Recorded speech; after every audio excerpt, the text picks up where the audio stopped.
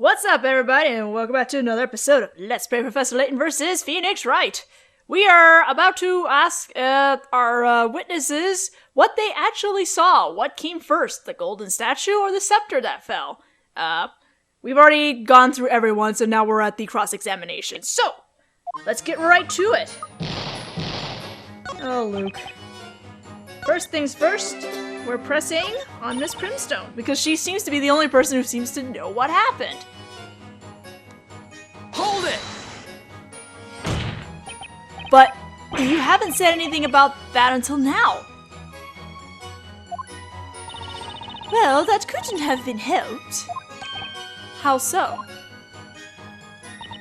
Now, everyone, listen well.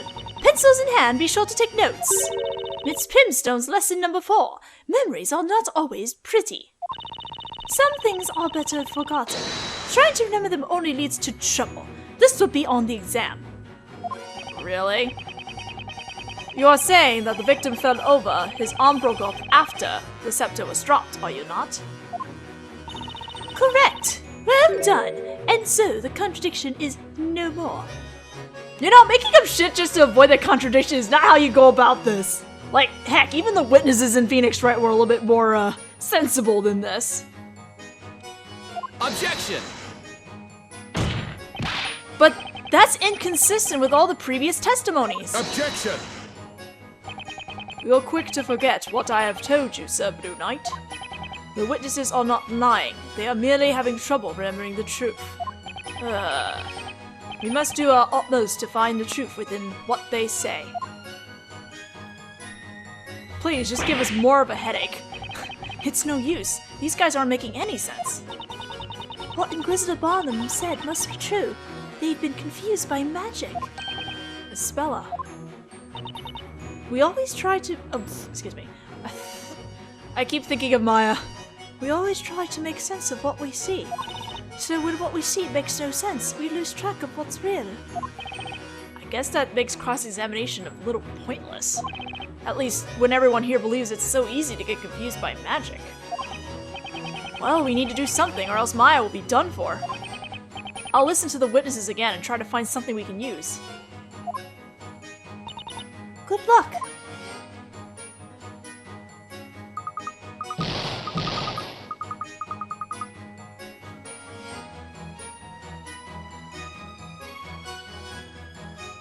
That's weird.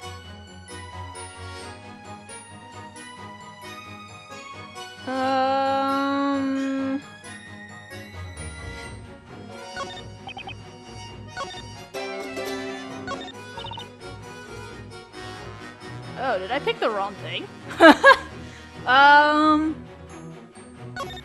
Hold on a second. It's kind of been a while. I'm trying to remember. I thought that I was supposed to press on Miss Primstone because she was the only person that said anything.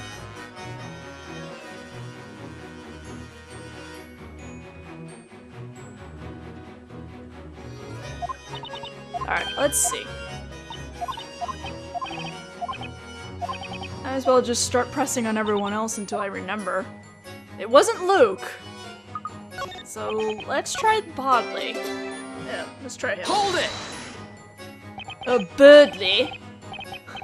Would you mind translating your song into plain speech? I shall simplify it once more, just for you, esteemed knight of the court. First of all, let's talk about love. It's a pretty neat snot rhyme for curve. A curve is slang for a chap, you see.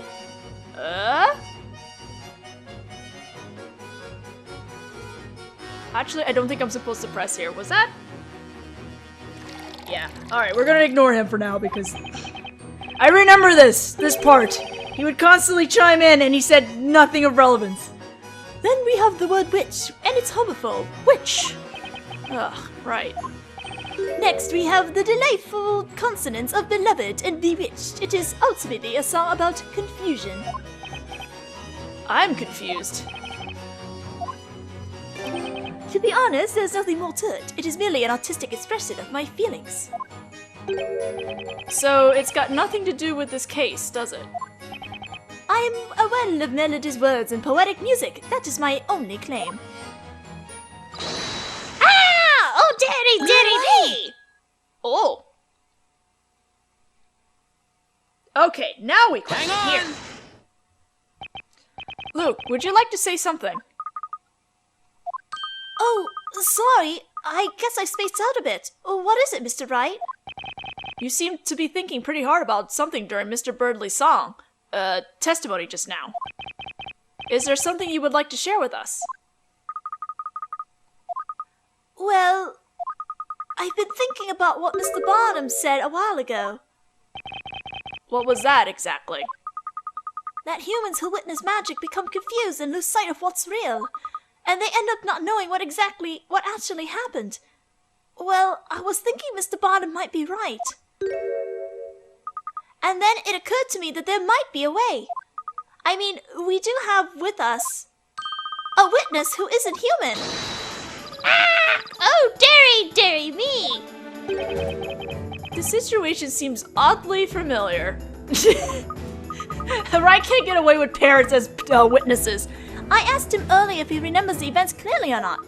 He said he has a memory better than an elephant and remembers everything perfectly well. Ah, that's right. I almost forgot. Luke can talk to animals. Mr. Wright, I know it sounds crazy, but please let me try. Let me ask Cracker to testify. Ah! Oh, dearie me! Should I? Why the heck not? I mean, we're kind of in a pickle here. I'm stuck now anyway, and the witnesses' testimonies are all over the place. A new testimony would be a wild card, but it might just be the thing to turn this trial on its head. But it's a crazy idea. Alright. If I make a mistake now, it'll put me in a tight spot. Defender, are you still with us? This is not the time nor place for daydreaming. What do you intend to do? It looks as though you've exhausted all means for a counterattack, Sir Knight, in blue. Is it not time you drop your sword? If you have no further questions for the witnesses, Defender, I will consider your interrogation finished. What will it be then? Are we finished here? Fuck no. I got zero time to think it over. Better make a choice now. Should I summon the parrot as a witness? The answer is always yes. Your Honor, the defense would like to summon a new witness. A new witness, you say? Who do you have in mind? It's a witness you all know, by the name of Mr. Cracker. Mr. Cracker?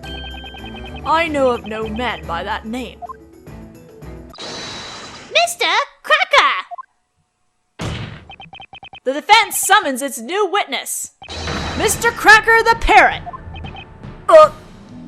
A parrot as a witness? Look! Rubble. Objection! This is the witch's court. Joking around will be considered contempt of court. Objection! Mr. Cracker's witnessed the crime. He saw it happen, and he heard it too. He's as valid a witness as the others. Objection! No. That bird is nothing but a pet animal. Referring to it as Mr. will not change that. Objection! Humans are confused by magic, to the extent that they lose sight of what's real. That's what you said yourself. That's what you yourself said, Inquisitor Zacharias Barnum. Objection!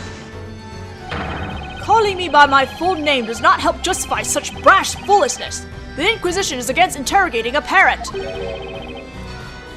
I don't know who said this. By the way, kind sirs, I suppose you should know that my dear companion never forgets a sound he hears. he remembers everything he hears, huh?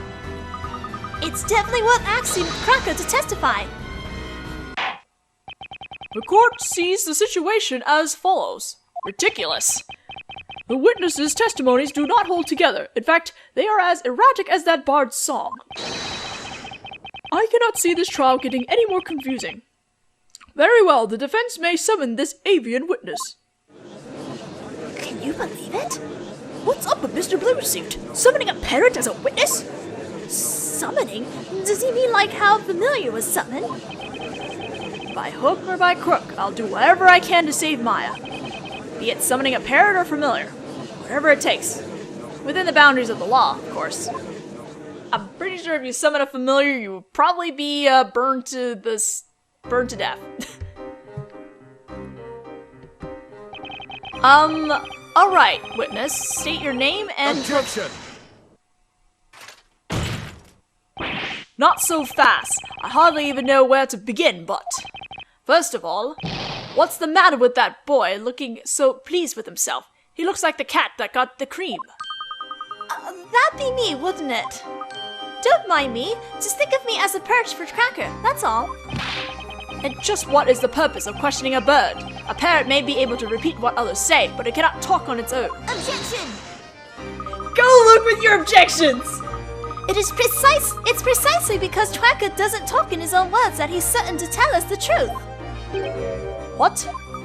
Cracker remembers every sound he hears, even just the once, with absolute perfection. So let's have him testify exactly what he heard. And if Cracker can repeat every sound, I say this should be a valuable testimony. I cannot believe this is happening. Well, you better believe it! Ha! A witness that cannot talk will not lie either. This idea is much to my liking. Well then, may our new witness, Cracker, testify to the court. We wish to know exactly what you heard from the beginning of the incident. Birdly on the side. Slam! Deary, deary me! Clang! Dodo! Objection! What's this now? Why, those are the sounds of the incident. Exactly as Cracker heard them. Oh, that's interesting. So the clanging sound is obviously the sound of the golden Layton falling, but you heard Gul'dor afterwards. Huh. Ludicrous. If evidently this is nothing but a farce after all. What do you mean, Inquisitor Barnum? I must admit I found the parrot's testimony quite impressive. Even if that bird can accurately recall the sounds. It is clearly useless when it comes to the order of events. You mean there is a problem with the order? First, the witch used magic to turn the victim into gold. Then the witnesses arrived. It is reasonable to assume they cried out in terror when they did so. And yet, this testimony does not accurately convey such an order of events. It starts with a sudden scream, followed by the door abruptly opening, Deary, deary me! and then a witness crying out. Clang! Next, we hear the victim having turned into gold falling down. So far, so reasonable. Dodo! But the real issue is as follows. The parrot seems to think the witch cast her spell after the witnesses entered. Such a suggestion is inconceivable. The reason is simple. At that time, the victim had already been turned into gold. Indeed, it is as you say, Inquisitor Barnum. The parrot's capacity for imitation is excellent. I will concede that its testimony does have some entertainment value. However, this animal's testimony cannot be allowed to stand as proof in its honorable court of law. Rubble, rubble, rubble. Don't write Cracker off just like that. Do you now see how foolish you were to summon this parrot as a witness? Ugh. Not good, Phoenix. Not good at all. Should I really go through with this cross-examination when it feels like everyone in this court is against me? Yes? We're gonna cross-examine this Cracker, dude! The defense wishes to cross-examine the witness. What? Are you serious? Do you not hear what I said? Are you choosing to ignore my words? A witness that cannot talk cannot lie either. This parrot's testimony is the naked truth. He's simply repeating the sounds as he heard them. It's humans who make assumptions about the meaning of those sounds and arbitrarily decide whether the testimony is good or not. But as knights of the court, shouldn't we be striving to uncover the truth to which this parrot holds the key? Valid point. The truth, you say? Very well. Show us the truth that this bird purportedly knows. Interrogate that parrot. Meanwhile, I shall enjoy the show. Will you? Will you do it, Mr. Wright? Ugh, do you think it's hopeless? Defender, you may interrogate the witness. Well, we're going in now. So, we're not pressing on anything. We're going to be presenting something at the very end. Slum. Deary, deary me. Clang. Dodo.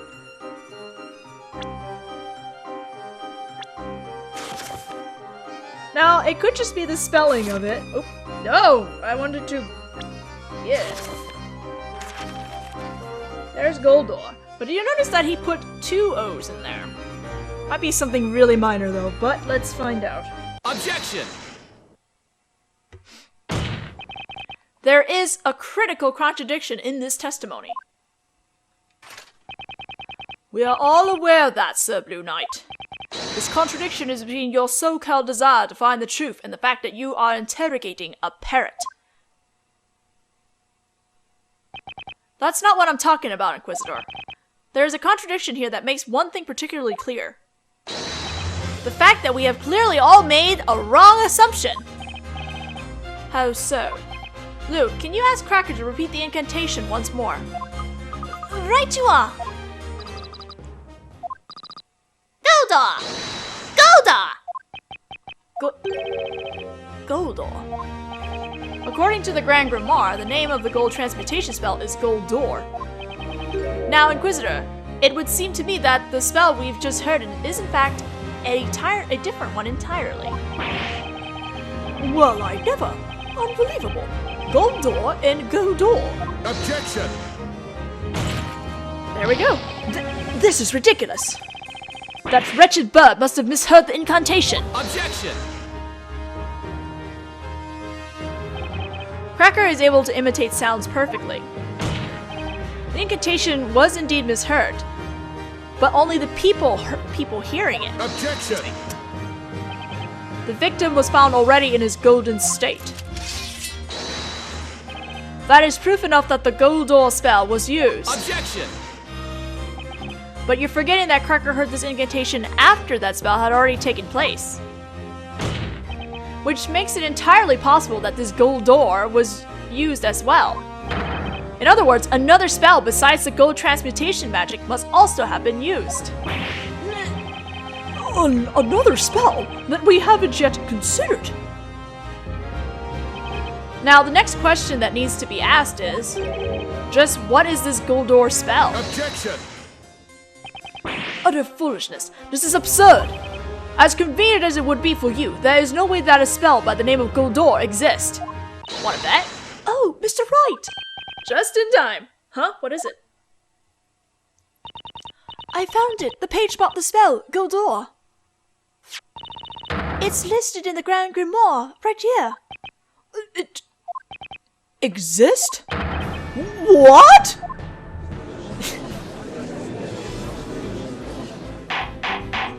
Order! Order! I demand order! Just like I thought, Cracker remembered it exactly. But then, what kind of magic is this Gul'dor? Well, my lord, the Grand Grimoire describes it in the following way. Gul'dor creates a portal on 2 sides of green-colored walls. The portal will disappear after 5 minutes. Are you guys thinking what I'm thinking? Create a portal on green-colored walls. A portal spell. The spell Gul'dor has been bookmarked in the Grand Grimoire.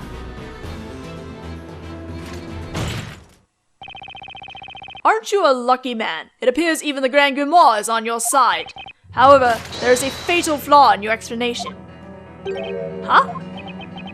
What flaw is that, Inquisitor? It is really quite simple. Think back to how the alchemist's study looked at the time of the incident. Do you remember any green walls? Because I do not. There were none. All the walls were coated with white plaster. Are you sure? In other words, it was impossible to use Gul'dor in that room. Are you quite sure? I too have visited an alchemist study since the incident. I remember very well that all the walls in that room were a dull shade of white. Your little theory was interesting, Sir Knight in Blue, but it has proven to be nothing more than that. a mere wild guess. As long as you cannot prove that this Gul'dor spell was used, your little theory shall be considered no further. In all honesty, I was very surprised to learn of such a spell's existence. However, as long as it was impossible to have used this spell at the crime scene, your deduction leads us nowhere. So let me ask you now. Yes, Your Honor. Do you perchance have any proof that you could show us? Can you prove that it was feasible for the witch to have used Gul'dor in that room? This is no coincidence. That spell must have been used at the crime scene. But do I have proof that it was even possible to use Gul'dor? Naturally, I have proof. It's been on my mind for a while. That inexplicable mark. It has to be the evidence that ties up all the loose ends. The defense wishes to present evidence. Impossible. The determination in your eyes made me think you would. Now then, we shall allow the defense to present this evidence to the court. Present the proof that the spell Gul'dor was used at the crime scene. I am presenting that! Take that! But for a minute there, I thought I was supposed to present the floor plan, but no, there's actually a piece of evidence for that green painting. The walls in the studies are coated with white plaster. Not all of them, though. There's just one spot which is green. Oh, there is? I noticed it when investigating the crime scene. You may recall that there was a small painting behind the desk. And for some reason, the wall behind it was painted green. It was what? I recall seeing that painting myself too, if we look at this floor plan. I'd say it was around here. Mr. Wright, I'll mark it on the floor plan. Updated. It's been bothering me since I saw it, but now it's clear what it was. At the time of the incident, a portal opened up behind the painting. In other words, that was the wall utilized for the spell Gul'dor. Objection! You're certainly persistent. You just want a portal to be there so much, don't you? The wall behind the painting was green, and that's a fact. Incidentally, I remember that painting well. It was a small landscape piece.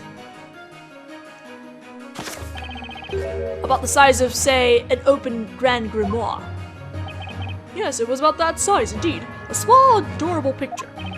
Even if a portal had opened in that small patch of green, no person would be able to pass through it. In fact, they'd just about to be able to put their arm through at most. So, will you please explain how a witch could possibly have escaped through a portal this small?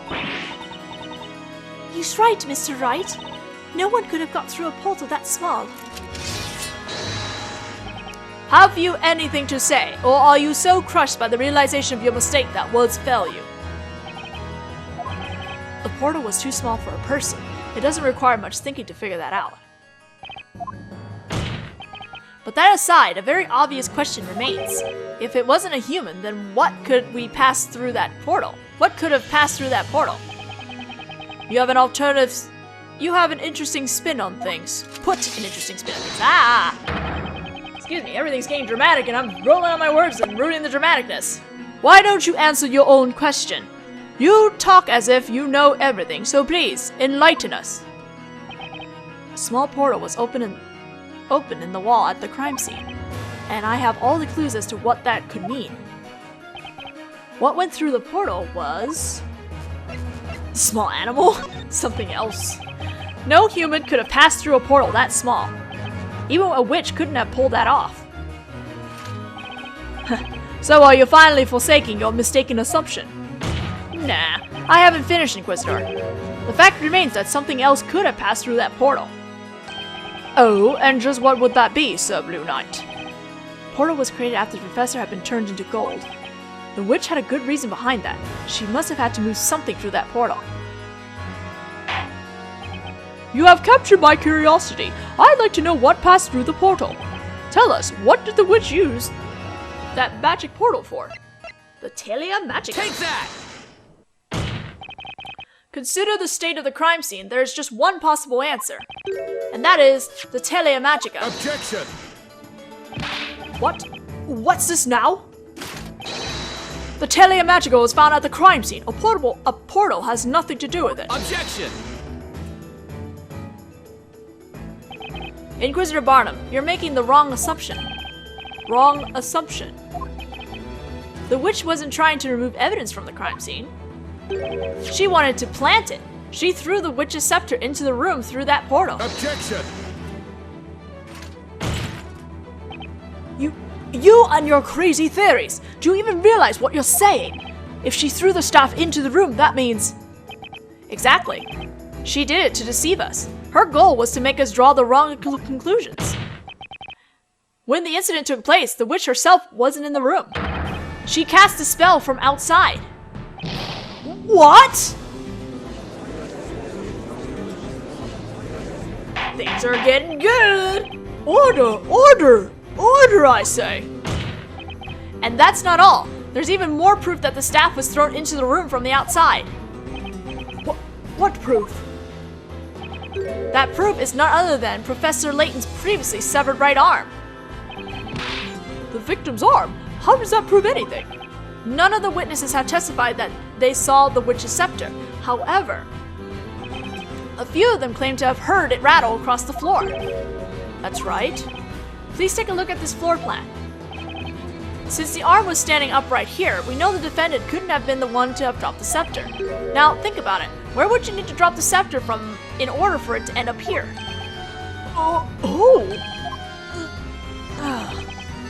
That's right.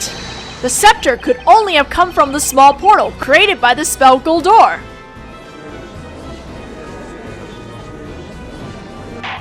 Oh boy, this is most unexpected.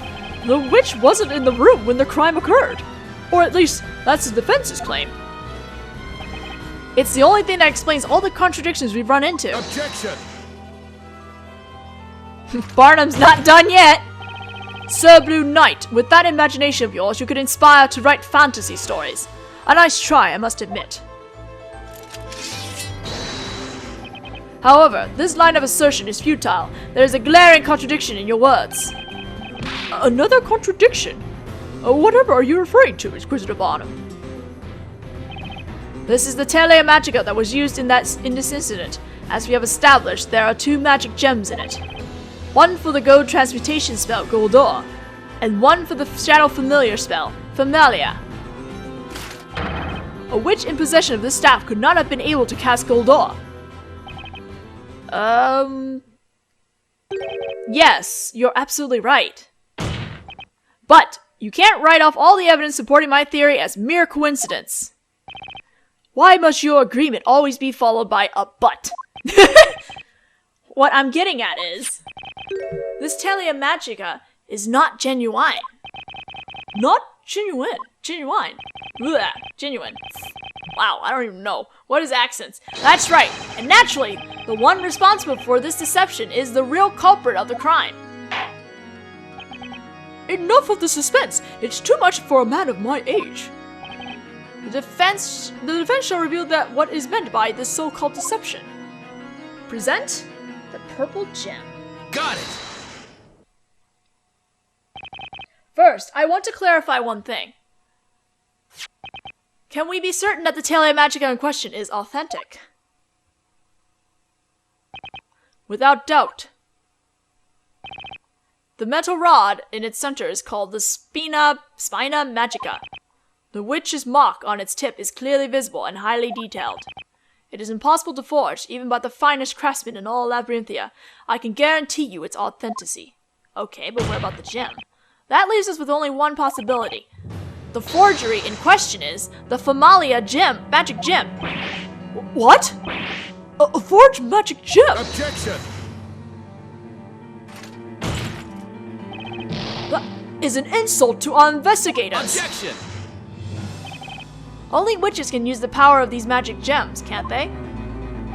So tell me, how can you know whether a magic gem is the real thing or not? Objection! You know, that's a good question.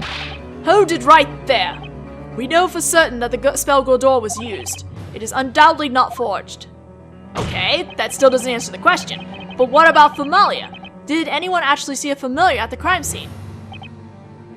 That's... 3 months ago, when an investigation was carried out into Cerbel Duke's death, the result yielded the following conclusion. The spell Familia had been used to summon a familiar, which in turn carried out the murder. And the witch used exactly that to her advantage. Another similar incident at the same crime scene. Don't you think that would be the perfect opportunity for the witch to frame the defendant for her crimes? The defendant would be blamed for both the professor and Sir Belduke's deaths, and she'd be taken for the real witch. Oh. That was the real culprit's objective. Barnum is now speechless.